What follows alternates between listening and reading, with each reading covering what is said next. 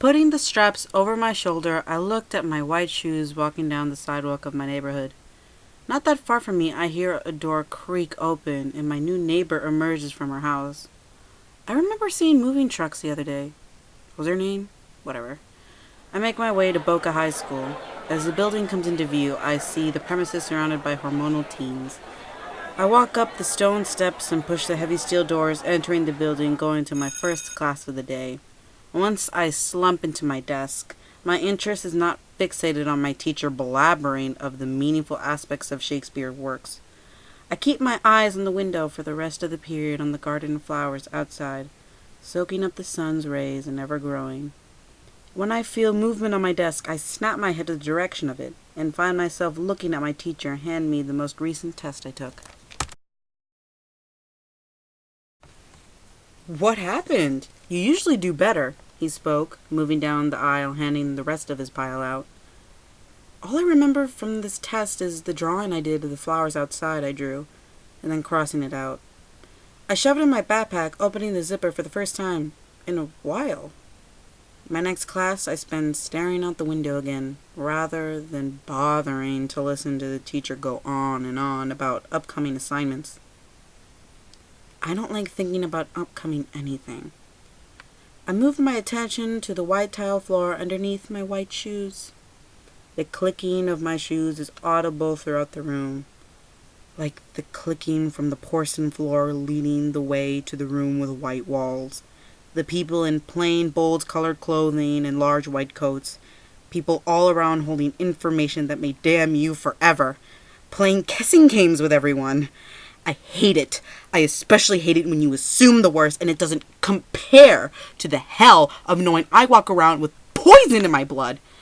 I am cursed of no longer having the ability to decide my own fate. This God-forsaken place consumes my soul with ferocity. Now knowing in advance of my expectancy to reach the all-white destination higher than the cosmos will forever torment me. White is a color darker than black." I turn my eyes to the clock. It seems that all I've been doing is convincing myself that it ticks for me and every other one I will encounter. The sound is driving me into a new insanity that I can't describe because I choose to stay silent. I comb my fingers through my chestnut curls in frustration, and feeling it slip through my nail-bitten fingers forms a feeling of nostalgia in my heart, enough for it to ache. The pocket of my gray hoodie began to vibrate vigorously, and I reach in to pull out my phone. The screen shows a text message from Presley. I open it discreetly and read the message. "Party Saturday, you're coming with me," smiley face. Of course, my first thought is no. Then I receive another text. "Hey, you're coming this time. When was the last one you went to?" She's right. In fact, I haven't done anything in a while. It is as if my life was put on hold from the lack of activity coming from who I've become. The probability of illegal substances and activities to take place at said event is high, which adds to the persuasion of attending. But the amount of time to spend deceiving my parents, allowing me the only ounce of freedom I must produce myself, brings weight of the laziness that taints my character. My phone buzzes again. "Hey, you're gonna have fun Saturday. Answer me. Come on. Don't be such a Debbie Downer." Sad face. Maybe I deserve something like this. Finally something to look forward to. I will not live in this hell without a slice of heaven. A small beam of determination cleared my decision. Besides, after everything, I think I deserve a drink. So I texted her back. Okay.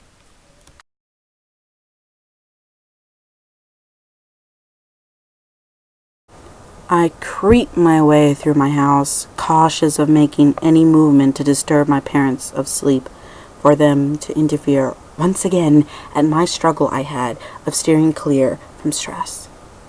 The party was in one of the houses near the Outback and Chipotle. I've lived here all my life, but never gone to the Outback. I should make a note to go soon. Presley sent me the address of the house hosting the party, and that she and someone else went to the liquor store near the projects to get some more drinks. God, my parents would kill me if I ever went so close to where Sade lived, let alone going for alcohol. Only for church. Ugh. The lights peeking through the windows of the house indicates the party's location. Walking up the steps, you can hear the mixture of loud music with repeating bass rhythms, laughter among the partygoers, and conversations being shouted out through the room in an attempt to communicate to one another. Familiar faces appeared and disappeared like the wind blowing past me.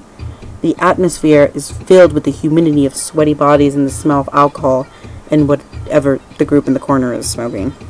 The heat in the room is just as unbearable as a normal hot Florida day. The house is relatively big, and the furniture showed that of more modern style. I make my way to the kitchen that seemed equally as crowded as the rest of the house. People pressed up against each other like sardines packed in a can. The only way to get through these mass of people is a combination of pushing and shoving, turning and weaving, every other time mumbling an excuse me and a sorry. Finally grabbing a hold of an ice-cold Corona and having the pleasure of popping open the bottle and having it run down my throat and awakening all of my senses. After a few more red Solo cups, the atmosphere feels hazy. The loud music filling me with adrenaline, and it courses through my veins, as does the alcohol, making me feel looser, happier. The edge of my lips curve into a smirk of feeling content, and the feeling of genuinely smiling makes me feel overjoyed. I start to laugh uncontrollably, and it seemed like nothing is wrong with the world, like my worries are as far as the full moon that night. I cannot hear my own voice as Presley tries to talk to me about God knows what, the both of us slurring our words and laughing at nothing. The image of the crowd in front of me coming in and out of focus, blurring slightly from time to time, my body swaying at the beat of the music. I'm having so much fun! Just then, a loud banging of the door can be heard from over the loud music. There was an alternation of white, red, and blue lights penetrating through the windows from the outside. I was conscious enough to realize what was happening. Shit, I thought. Once the door swung open, chaos. Teenagers from all around scampering and frantically trying to find a quick exit. For some reason, even though I am fully aware of the situation unfolding in front of me, my feet stay planted on the ground until Presley shakes me out of my frozen state. What are you doing? Let's get out of here, go! Presley shouted urgently. The world that paused for that one moment. That one moment I felt serenity in the environment for the total purpose of letting loose now feels as if the world started to spin faster than it did before. Presley grabs my hand tight, but the rush of panic clouds in my head numbs the pain. We run to the back door, as do most, in good time to escape. Through the sprinting and the bumping through people, I lost Presley to the night, and find myself with no other option than to wander home alone. That was last year, when I had much more hair.